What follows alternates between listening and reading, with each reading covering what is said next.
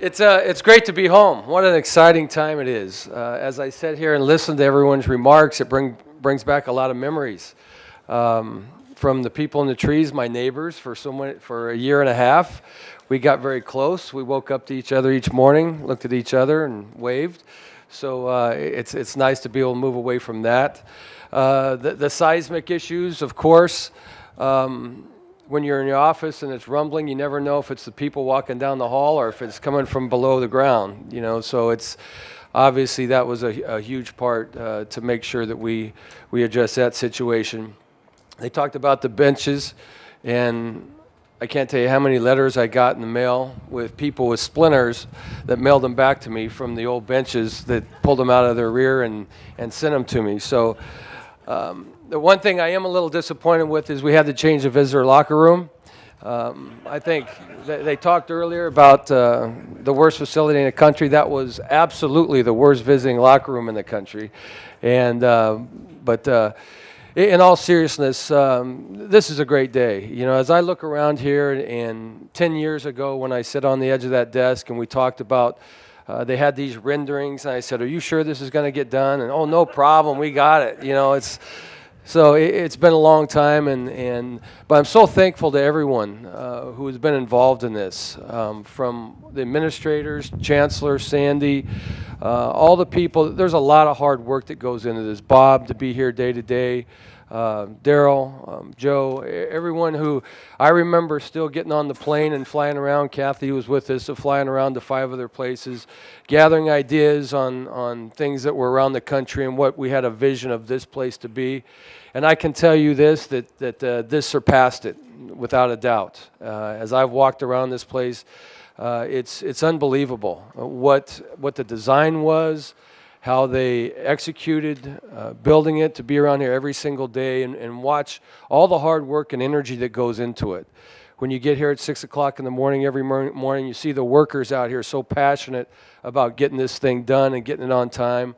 Very thankful to all the hard work.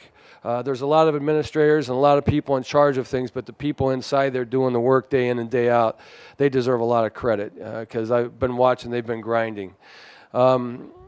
Obviously, for all of our ex-players and coaches who have had so much to do with this, I want to thank all of them. There's been a lot of commitment that has gone into this, and there is no place like Memorial Stadium to play a football game. Someone talked about the beauty and the environment here and the atmosphere. There's nothing like it. And now when I walk down, I look up and I see the lights. It looks like a spaceship, and it's phenomenal looking. And to go inside, I think people are going to be amazed. And all the time, when I first walked in there, I got a little emotional and sentimental because I lived there for a long time and walked up and down that concourse every single day. I never had the opportunity to be in there on game day because I was on the field, but I felt for the people who had to be in that concourse, especially the women waiting for the women's restroom. So I think they're going to be very happy with the renovation. It's just a great day for the fans. The fans have always been so supportive. We've had a great home field advantage here over the years and been very successful.